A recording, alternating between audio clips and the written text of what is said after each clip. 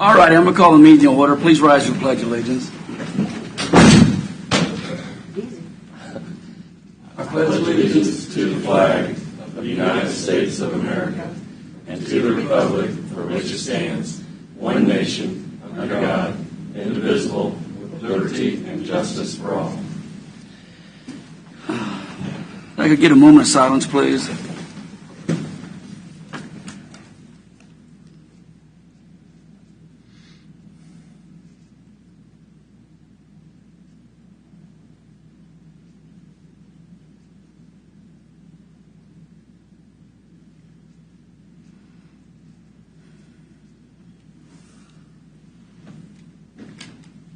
Okay, I want to thank you. Everybody's here and everybody's watching or will be watching. I'll start now with roll call. I'll be starting today. I, Commissioner Doug Smith. Here. Commissioner Mike Stephen. Here. Commissioner Jeff Culberson. Here. And Commissioner Vicki Cause. Here. Before I go any further, I just wanted to just mention about Uvalde and the terrible thing that happened down there with that city of 15,000. I can't imagine kids 3rd and 4th and 5th or whatever age being shot and take their life taken from them such an innocent age, and of course the adults too. My heart goes out to them, but the one thing I say, folks, it can happen anywhere. I mean, it can happen anywhere. So make sure you always give somebody that you care about a hug, even the ones you don't care about. I hug Mike. And taking care of the kids and stuff like that, it's just a tragedy that it just breaks my heart. Anyway, I'll start with public comment. I don't think there was any. Marker, did you have anything? Commissioners, I think we have 2 signed up for public comment, but it's at the end of the meeting. Yeah, and I've spoken to them. Okay, thank you. Okay, administrative business. I have a proclamation I'd like to read. Yes, it's for Mid-America Regional Council. Whereas for half a century, local governments in the Kansas City region have come together through the Mid-American Regional Council to partner on regional initiatives and develop innovative solutions. And whereas the region consists of 9 counties and 119 cities, which benefit from working across boundaries and wide variety of issues and coordinating with diverse disciplines and sectors, including cities, counties, nonprofit organizations, social services, educational systems, and special districts. And whereas the region's leaders engage in informed decision-making, thorough, insightful data analysis, and participate in a problem-solving forum to positively impact progress. And whereas each jurisdiction and individual has a role in creating a strong regional community and enabling everyone to come together to achieve positive change for the next 50 years. And whereas MARC is an organization that promotes regional cooperation through leadership, planning, and action, and is guided by the core values of integrity, innovation, collaboration, diversity, and inclusion, excellence in performance, and service leadership. And whereas Leavenworth County has participated or benefited from working across boundaries, allowing us to better serve residents because of our regional work regarding public safety, transportation, environment, early learning, aging, and shared local government services. And now, therefore, it be resolved, members of Leavenworth County celebrate the collaborative work that has been accomplished over the past 50 years and dedicate June 10th, 2022, the day of MARC's annual regional assembly, as MARC 50 Forward Day, in recognition of the enormous progress the region will continue to make over the next 5 decades. And be it further resolved, I, Michael Smith, Chairman, do hereby proclaim June 10th, 2022 as MARC 50 Forward in Leavenworth County and urge local leaders and community members to reflect on the great progress made in the past 50 years and join us in welcoming a future built upon strong regional collaboration, connections, relationship, and accomplishment. Michael W. Smith, Leavenworth County Chair. Thank you. Yeah, it was. Mark, did you have anything on administrative business? Just to remind everybody that tomorrow evening is the Lansing joint meeting. 6 o'clock, upstairs. Okay. Oh, it's upstairs? Yeah. I did have a question for Mark. The meeting scheduled for the 27th with the entities, have we had any more response, and do we need to perhaps follow it up with a letter? Or? I have had additional feedback after last week's meeting. I think when we discussed it, maybe brought it up on some people's agendas. But I mean, I've heard from a few other entities, but so far just the cities. Just the cities. Well, I think we're going to have to take a look at that and see how we get in. I mean, I'm not for having a meeting just to have a meeting, but if people want to attend, because there's no doubt we're going to be visiting every city as we go down the line. But it's important for schools to want to participate in this too. And I know they got a busy schedule, so Mark, if you will, just keep us up to date on that, on the time frame. Okay, Mike, you have anything else on That's that? it. Anybody else on that? Okay, consent agenda. Anything need to be pulled off the consent agenda? If not, I'll ask for a motion. Mr. Chairman, I move that we accept the consent agenda as proposed. Second? Motion is second. Any discussion? Aye. Commissioner Smith? Aye. Mr. Stephen? Aye. Mr. Culberson? Aye. Mr. Collins? Aye. Formal board action. Morning, Bill. Consider a motion to release 3 right-of-way easements. Commissioners, these are per our policy the board adopted. We had in the past had acquired some right-of-way easements through platting or lot splits, and I think it was 3 years ago the commission voted to, if anybody asked and we had not utilized those right-of-ways yet, that we could release those back to them. So this is just furtherance of that process. We have some applications for release and asking the board to consider that. Okay. Anything to add? Yeah, if not, I'll take a motion. Motion to approve the release of 3 right-of-way easements. Second. Motion is second. Any discussion? I'll start. Aye. Abstain. Aye. Aye. Aye. Mr. Yeah, okay, got you. Okay, very good. Thank you. Consider a motion to approve the purchase of 1 new tilt deck trailer from the Lando Company in the amount of $70,372.01. All right. Today, for your consideration, Commissioners, we have a replacement tilt deck trailer that was on the depreciation schedule that was due for replacement this year. We did advertise those specifications and send them out to all of the local dealers who do deal on these type of equipment. So we only did receive the 1 bid. We did reach out to NAPID. I was at the state conference where all the salesmen were. We reached out to several of them, and they're not able to secure pricing at this time. Some of them said that they had reached out to their dealers and could not secure pricing because they did not have delivery dates or pricing for the time frames that they would receive the trailers. The delivery dates of this equipment range from December of 2022 of this year to February of next year.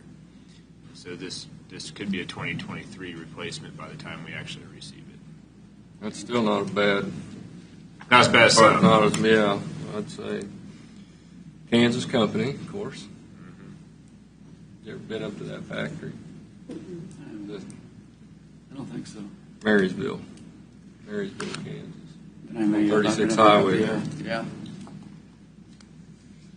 Okay, any questions? I see it's a budget item, available funds, so no more. Mr. Chairman, I move to approve the purchase of a new tilt deck trailer from Landale Company in the amount of $70,372.01.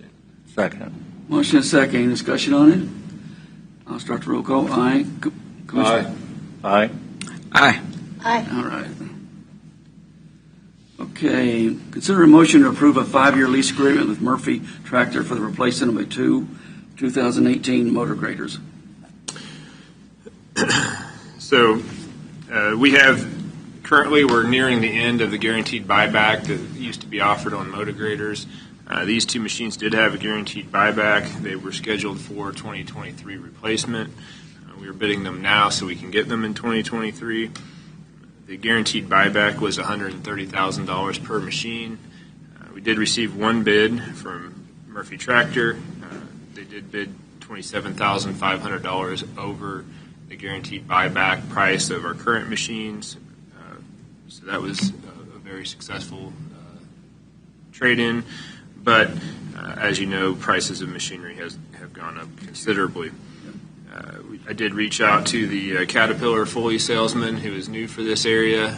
He stated that he forgot with his to bid the item because he was getting ready for his state conference exhibition, which you would think that if you were going to do the work to do an exhibition to try to sell equipment, you would bid the equipment that you're trying to sell, but he had forgotten. He requested that we do rebid this, but I said that generally that is not the practice of the county to rebid items after a competitive company has shown their numbers.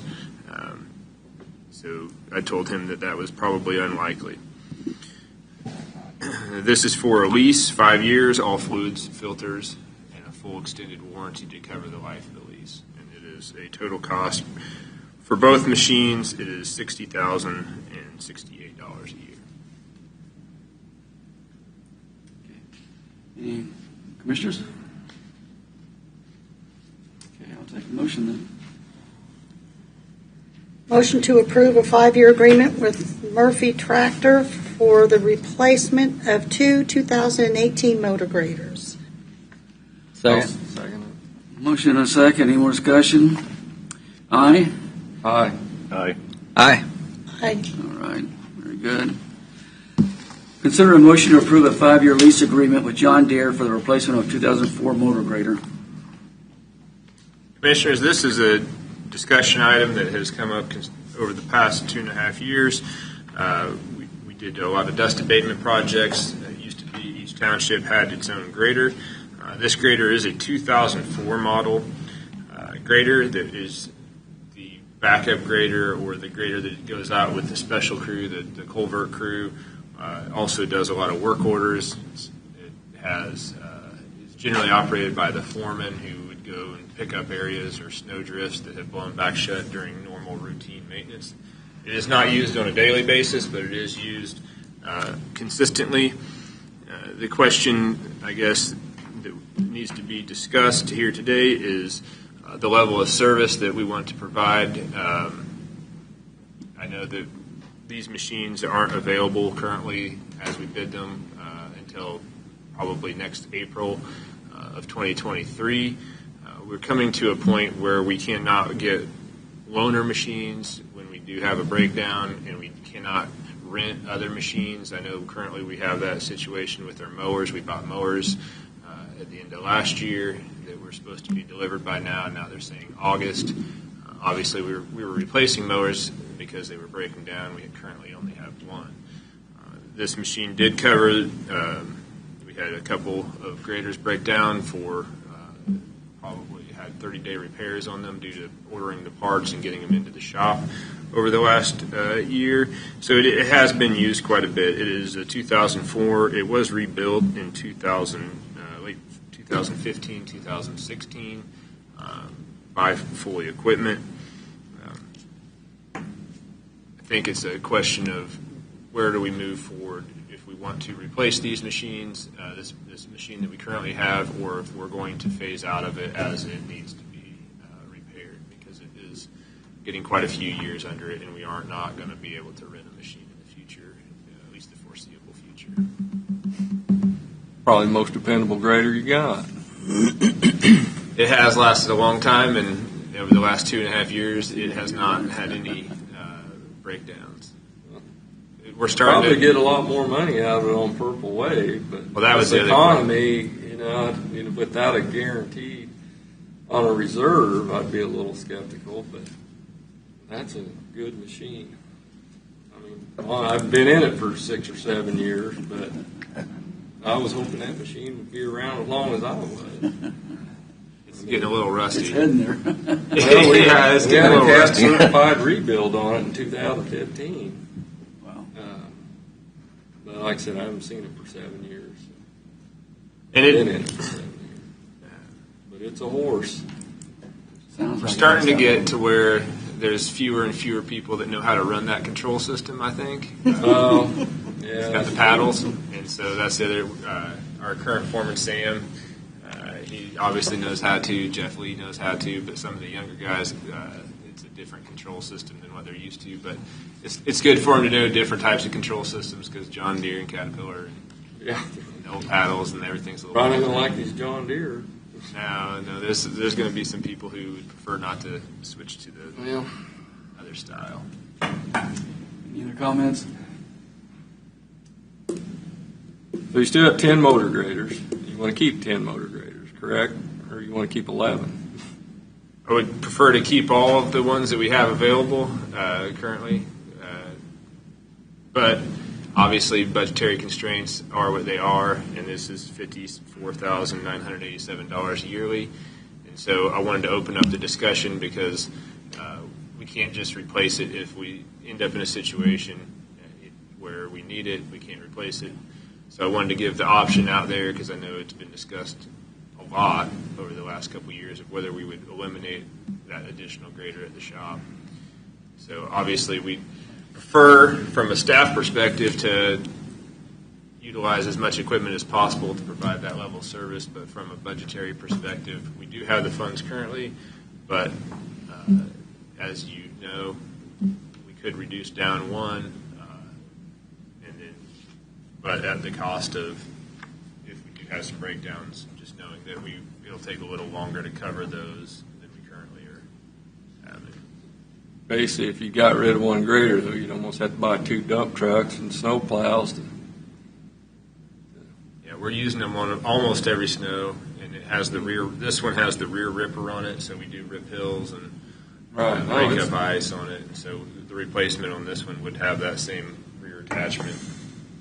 And with the supply chain the way it is, if we don't move now, if we decided to wait till later, the delivery could be backed up exponentially in years. From what we understand, right now we need to bid these, so we're trying to bid this and some other equipment because we have these windows that the manufacturers are allowing people to put in orders for next year. And so if we bid this in, say, August, we may not have this until 2024. Right now, we're looking at about a 13-month turnaround. But if we wait, just like our trucks and our F-250s, Gonna have to do we're it. trying to put in a bunch of F-250 orders currently, and we have a very small window of about 30 days to get those orders all in, and we have them all prepared and submitted. But once you pass that window, they may not open that window. I know the Silverado 1500s, they only opened it up for 9 days, and then once they had all their orders last year, they closed it. And so, now's our window to replace this for sure about 12 months out. And if this inflation continues, It's terrible what's happening in this country. It's unbelievable. But I don't see it. would you get enough hours on this to justify the lease on this machine? I think so. And the other thing is these leases have, if we don't, what I would suggest is that we lease and then it's more or less a balloon payment at the end, and you can buy it for the original contracted bid price the way we wrote the agreement. And so we could buy it out if we get to the end of the 5 years and say we only have 3,000 hours on the machine. I would probably come back at that point and not turn the machine in because we didn't fulfill the entire 6,500 hours of the lease and go ahead and purchase it just like we did this one. What this allows us to do is not incur the the exact number in front of me, the $384,000 upfront cost. So we can turn it back in if we decided to. Remember when graders were 150? I don't remember us financing that in Lansing, yeah. Sound like back in the day. Seems like everything's back in the day lately. Yeah. Okay. No more discussion, I'll take a motion. I won't make a comment. Yeah. I know, I gotta keep quiet up here. Anyway. In the day. Yeah. Well, it sounds like it ordered anyways. We'll still have this 143 cap as long as I'm here. Yeah. This is just a really good machine. It's just been a really great machine. I can tell. Well, you okay, for a motion then. I can't make it. Somebody else can. Mike. I understand, Doug. Motion to consider approval of a 5-year lease with John Deere for replacement of 2004 motor grader. I'll second it. Any more discussion? I'll start the roll call. Aye. Aye. Aye. Aye. Aye. Okay. I actually went and picked that one up twice because we wasn't going to buy it, and then we were going to buy it. So I had to go haul it twice. 2004, wow, that's a new seven. Okay, next item is consider a motion to consider options for soil stabilization on the 158th Street project. All right, Commissioners, today for your consideration, we do have a soil stabilization issue that has arisen on the 158th Street project.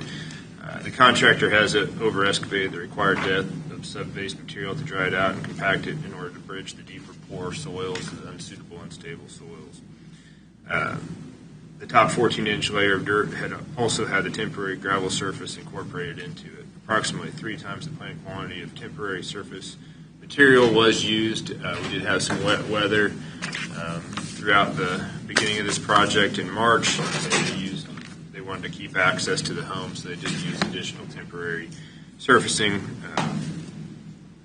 Per KDOT standards, they did meet they successfully passed their nuclear density test for compactions on portions of the south end of the project.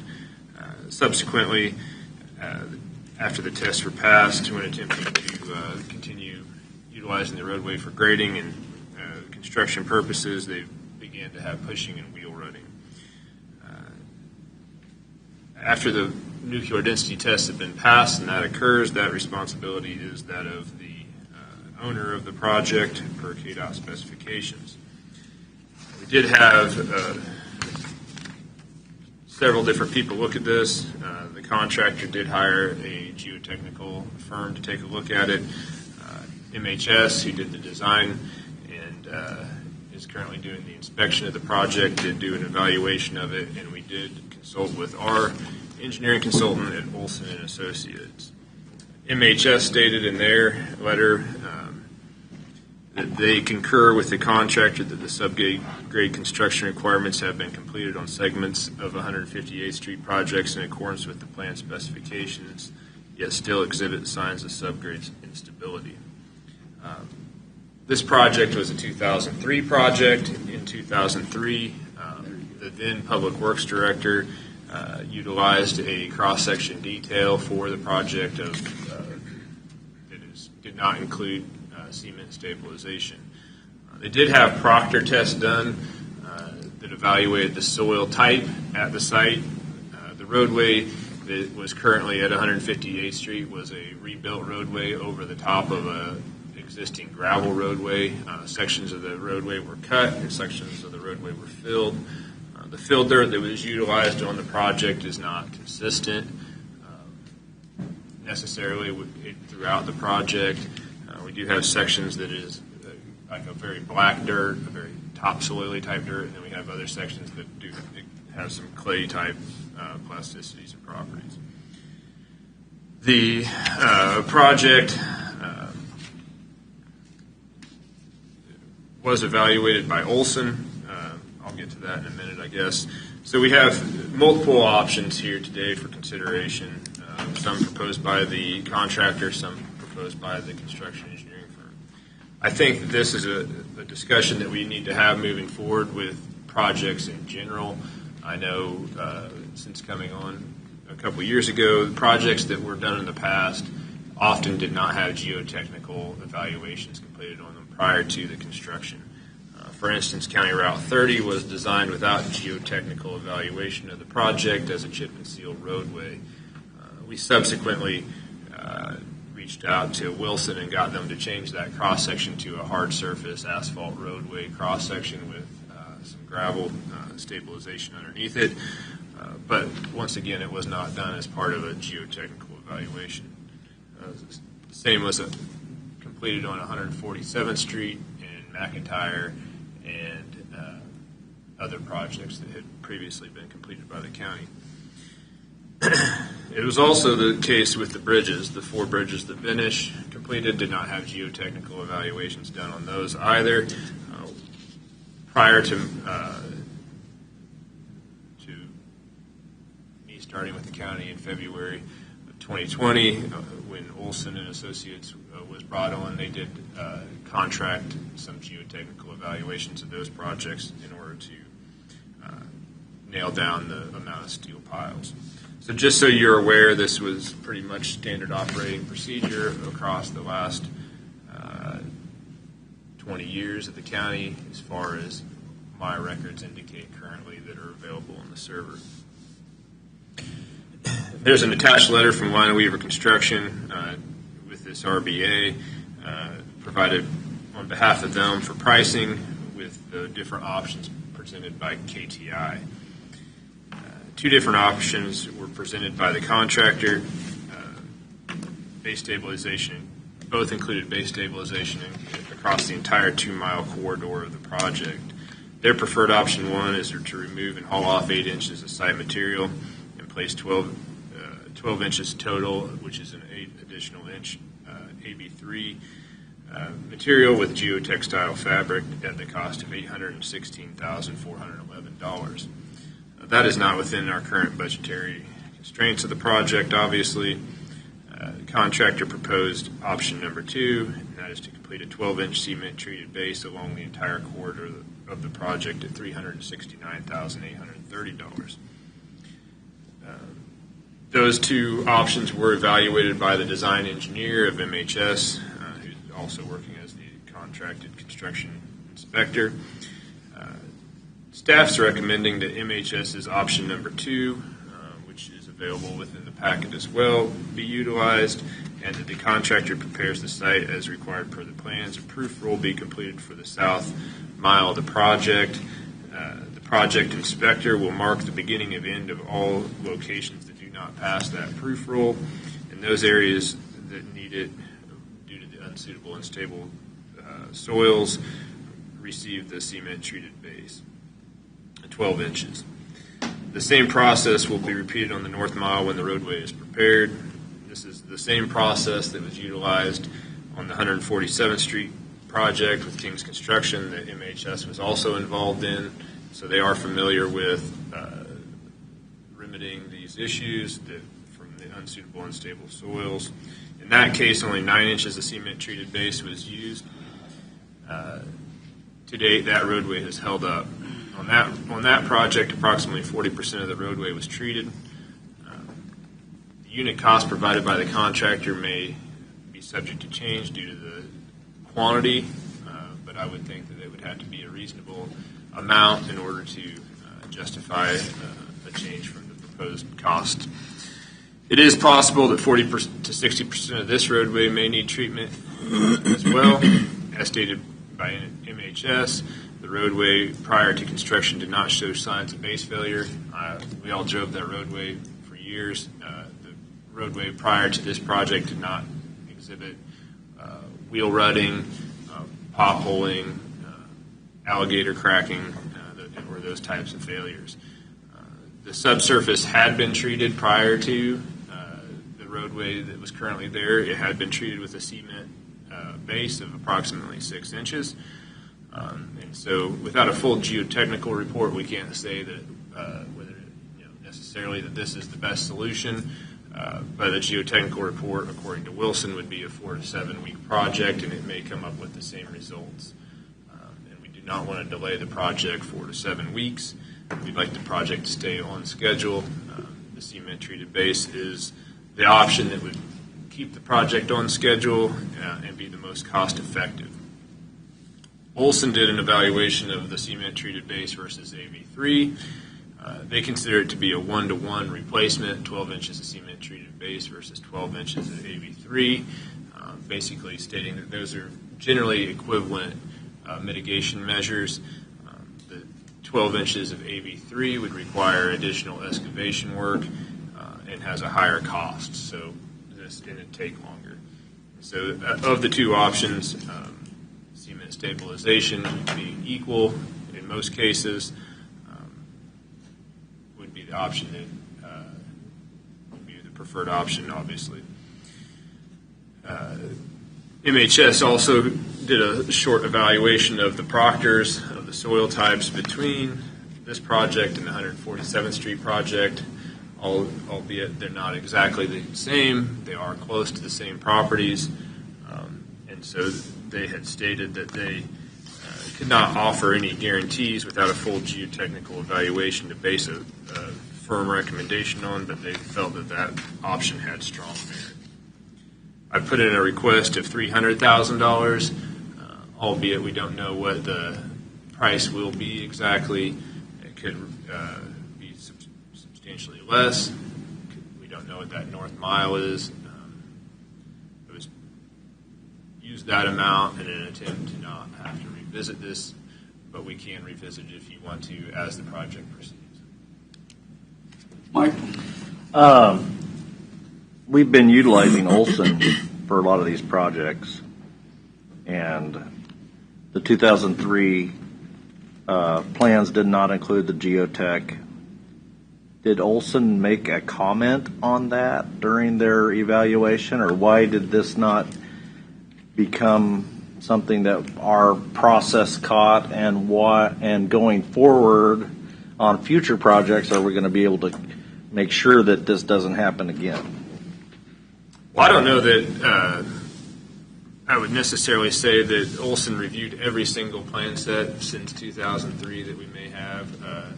There was this project, there was the bridge projects, there was multiple projects. This project, we did apply for the Kansas cost share program, and utilizing the plans that we currently had on the shelf, we were awarded $900,000. We did have the option of spending an additional $150,000 at the time to try to get KDOT to accept a new set of plans for the project. We did not pay for a complete redo of the plans, more or less. What we paid for was a updating of the plans to pick up new driveways, Lexi Lane, new utility. But Olson did review those 2003 plans, correct? Olson did review them. Yeah, they took a look at the plans from 2003. And made no comments about the lack of a geotech evaluation? Not that I'm aware of at this time. Okay. I don't know that anybody researched into the process that was utilized in 2003 or the decision-making that was made. So that sounds like something going forward we want to make sure we don't allow to happen again. Well, going forward, we would incorporate geotechnical evaluations like we are currently. We have this project and we have County Route 30 as far as roadway projects are concerned that did not include geotechnical evaluations of the subsoils. That's all I have. Answer is yes. Did you say it passed a new test? Yes, they did pass the nuclear density test Okay. in the areas that That's all they're required to do, correct? yes. Just pass a new. Yes, they're required to pass a nuclear density test, and then after that, it is our obligation for the corrective actions.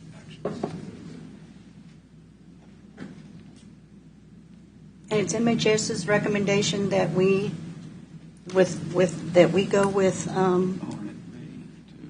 just the sections as opposed to the entirety of the project. Is that correct? Yes, that was their recommendation. They felt that there were some areas from K32 for the first several thousand feet going north that seemed all right, that had not had the same type of failures and then there was a section in the middle that had large failures, and then when you got back up towards the fire station on the north end of the south mile, there was areas that they felt had good enough soils to withstand the type of asphalt trucks that were going to be put on it during paving. So they felt that there was maybe 60% of the project of the south mile might need cement treatment. But obviously, I don't think that we're going to need it over the top of where they built the new Turnpike Bridge or the I-70 bridge. They probably backfilled that with some sort of clay-type material. So there would be a section there. We're not sure what materials would be on that north mile. When the county built this roadway at some point in the past, they used a lot of fill material, so it's kind of inconsistent. Generally, you'd see these failures at the top of a hill or the bottom of a hill, but not along the hillway. But it's a pretty flat roadway, so you might go through a long section of black dirt, and then you might get into some clay. And so it was their recommendation that we follow the same process that we did with King's Construction on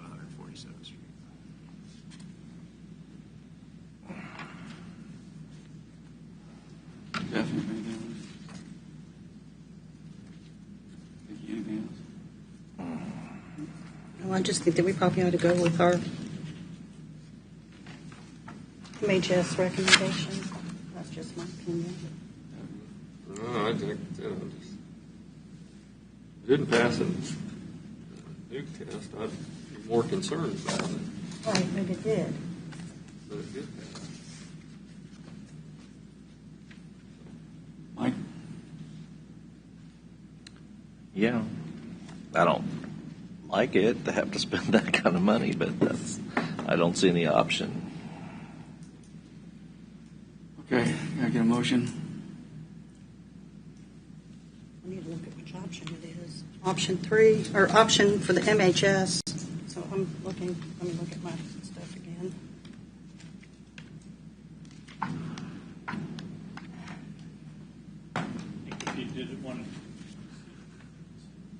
If you just want to do an option to follow staff's recommendation, because I think that's what staff was recommending.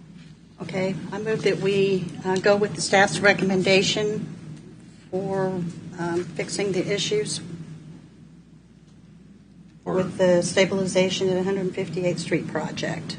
That was an amount not to exceed. Amount not to exceed $300,000. $300,000.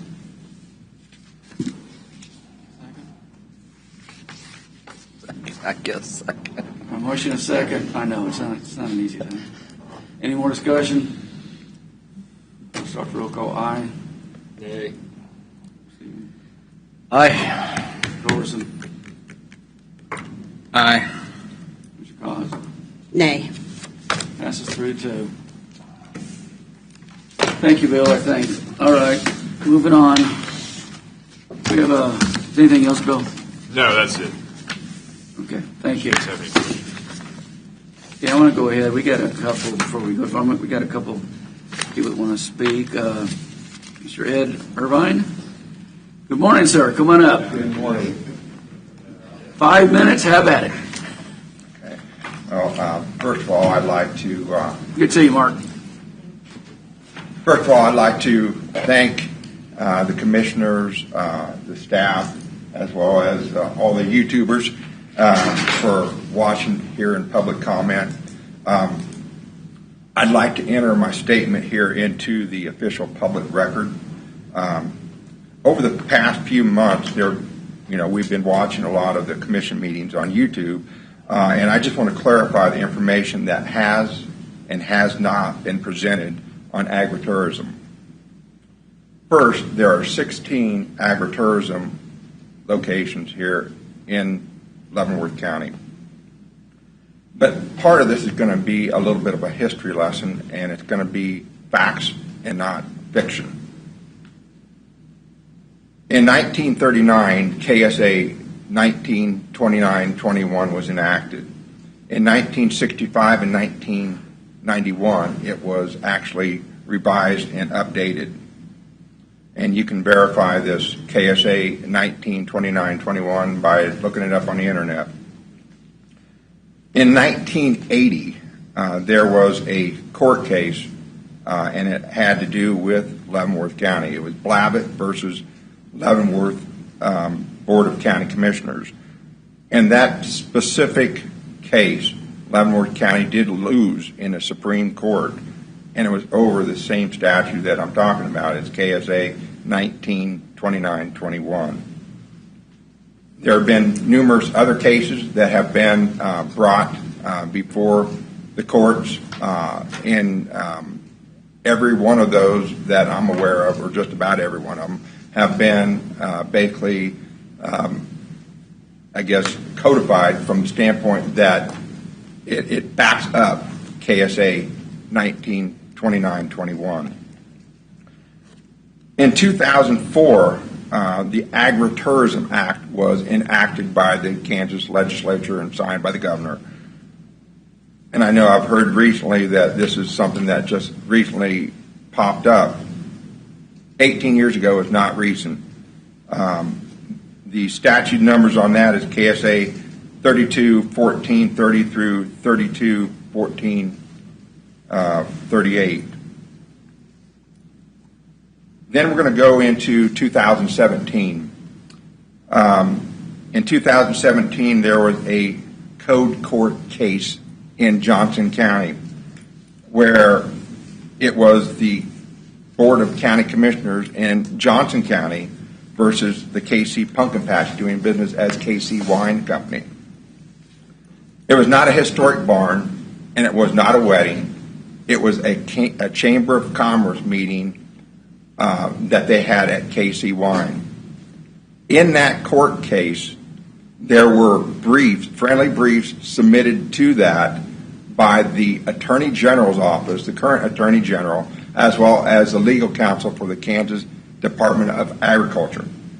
Those briefs were in support of KC Wine Company, and it had to do with, again, KSA 1929-21. In that case, KC Wine won their case. It was dismissed, okay? There's no sense of revisiting anything like that because it's already been taken care of, and that was in 2017, so that's not recent either. Let's move forward to 2021.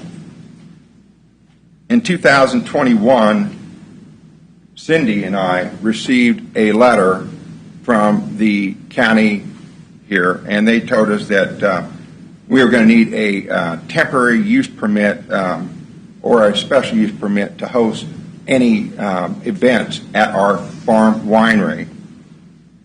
And then on the 20th of July of 2021, one of my associate agritourism locations here in this county received a letter from the county, and it said that they didn't need a special use permit and that they returned their money to them, their application fee. I don't know if you knew about that or not, but that's what happened. And I've got the documentation and facts to back that up. On August 19th of 2021, I received an email through my attorney in Manhattan, as well as it was also copied to the legal counsel of the Kansas. Okay. That's five. Are you going to donate some of you?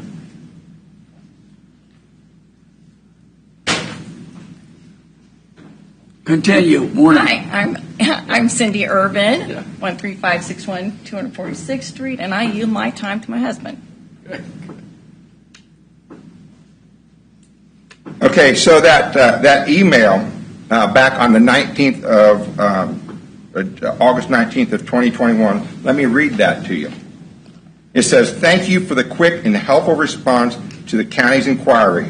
The county will attempt to resolve its public safety concerns with the hosting party of agritourism events outside of the zoning and land use regulation." That was received from the county. Let me read that again. It says, "Thank you for the quick and helpful response to the county's inquiry. The county will attempt to resolve its public safety concerns with the hosting parties of agritourism events outside of the zoning and land use regulation." In other words, no special use permit needed.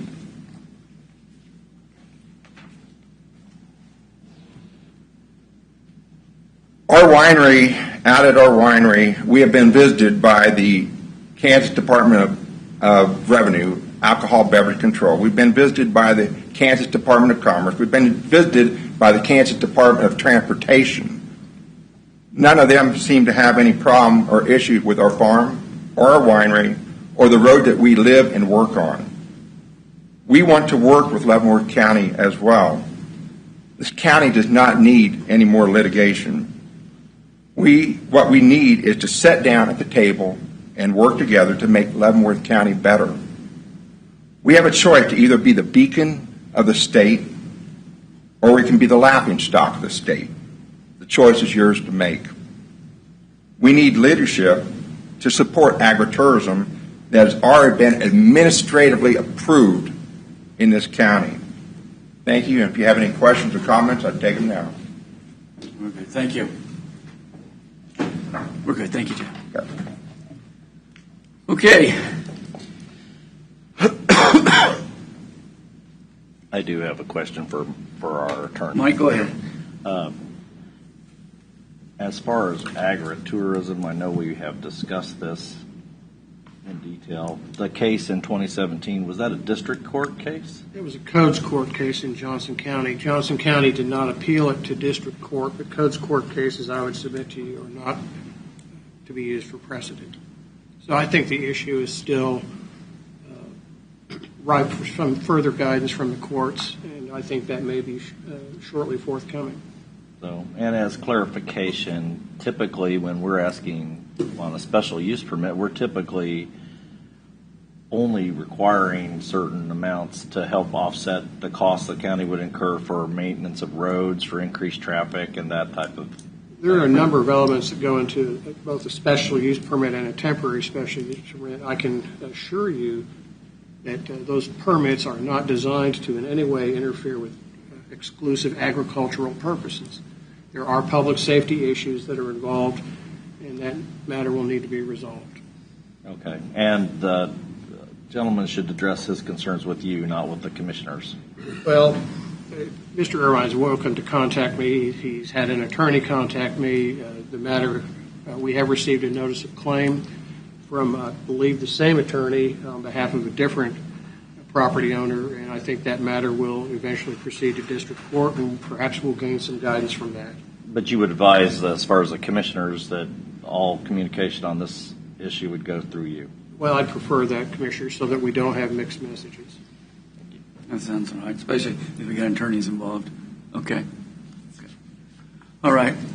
Anything else on this? If not, I'll move on.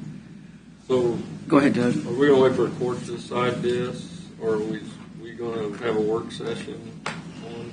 Commissioners, you could certainly have a work session. What I would tell you is I am only aware of that codes court case in the state of Kansas with respect to any determination as to what county land use regulations could apply to entities that fall under or claim to fall under agritourism. So there's very, very little guidance to be provided. Certainly a policy decision could be made by the board to very, very broadly grant the agritourism exemption and basically provide for no oversight or governance of these events. Or you could study the matter further, and I think since we have received a notice of claim, the parties intend to seek an action in district court seeking declaratory judgment. And at that point, then we could get a judicial determination that might help guide us. Do we know what kind of time frame we're looking at? I believe the suit could be filed sometime toward the end of July if they wish to. Okay. No, it's okay. We've already started. Yeah, go ahead.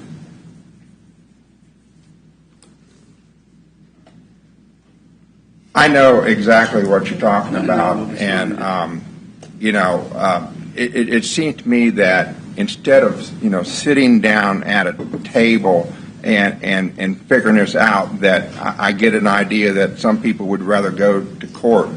I don't think that's necessary when we can all sit down and talk as adults to try to figure this out. I mean, there's a lot of, like I said, there's a lot of precedents already.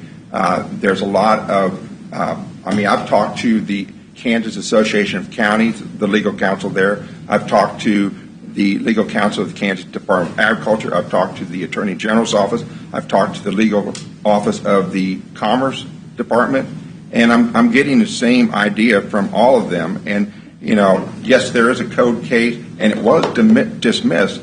I mean, this is the same statute that I talked about when I was up here talking with KSA 192921. Okay. Thank you. Appreciate you very much. Appreciate the extra comments.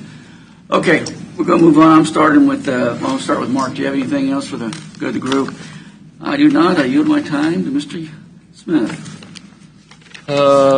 Zoomed the Mid-America Regional Council meeting yesterday, Baser City Council tonight, and I'll miss the Fairmount Township meeting tomorrow night to go to the Lansing meeting. Okay. That's about all I got. Got a lot of meetings going on. Mike? Linwood last week, I went to their city council meeting and discussed this. It was adopted today. And then I was at the official signing ceremony in the governor's office for the tornado relief bill a couple days ago. Is that on the anniversary of the tornado, or when was the anniversary of the tornado? 28th is the anniversary. 28th? Yep. So Couple days, Yep. maybe we'll get a check. Yeah, I haven't checked on that. I'm sure it's in the mail. But it was a good ceremony, and I did get to tell the governor. I had Mark find out the number of parcels that are impacted, and they did mail out 159 letters to people that potentially could have outbuildings abated due to the adoption of the new legislation. And That's excellent. so we were able to finally help the folks. Can you believe how long that took? 3 years. Common sense bill. Yeah. Bipartisan common sense bill took 3 years. Yeah. The wheels turn. So Anything else, Mike? that's all. Okay, Jeff? I don't have anything. I had city Leavenworth council meeting last night, and then city of Lansing tomorrow night. Yeah. Okay. Vicki? You've been busy. I did the strategic planning meeting for the Kansas City Area Transit Authority last Wednesday afternoon, and then the NECAP Board of Directors meeting on Thursday evening, and then Workforce Partnership meeting yesterday morning. And just FYI, the WIOA funding from the federal government that came down to the state of Kansas that is affecting our funding for Workforce Partnership was reduced by about 25%, which was a pretty big Really? hit at the end of, and they found out at the end of April. So we're scrambling to try, because that was like, had some over $1 million. I thought that was increasing And, funding. well, they didn't. What happened is that they have to kind of share the cuts from the federal government that come to the state. And some of the things that happened was it's not that they did not do a good job. They have done an excellent job. All of their Absolutely. reporting things. However, Wichita experienced the greatest impact due to the COVID and some of the things that happened with some of the shutdowns and the loss of jobs and having to reemploy people. And they've had plants shut down now. And so they got I think it's about $1.3 million that would have come to our region, went to the Wichita region. And so, fortunately, the planning that has been done by the Board of Directors for the Workforce Partnership, they've written numerous different grants and have obtained different types of funding. And so they do have carryover. They did have carryover that was going to be able to compensate for the loss, but it's a huge impact on our local region. So that's just an FYI. Wow. And then I went for the first part of the city commission meeting to wait for Commissioner Culberson last evening, and then today again is a Kansas Area Transit Authority meeting at noon. Busy lady. All right. You make it on time. Yeah. There's nothing else. I'll entertain a motion to I adjourn. move that we adjourn. Second. Motion is second. Aye. Aye. Aye. Aye. We are adjourned. Thanks, everybody.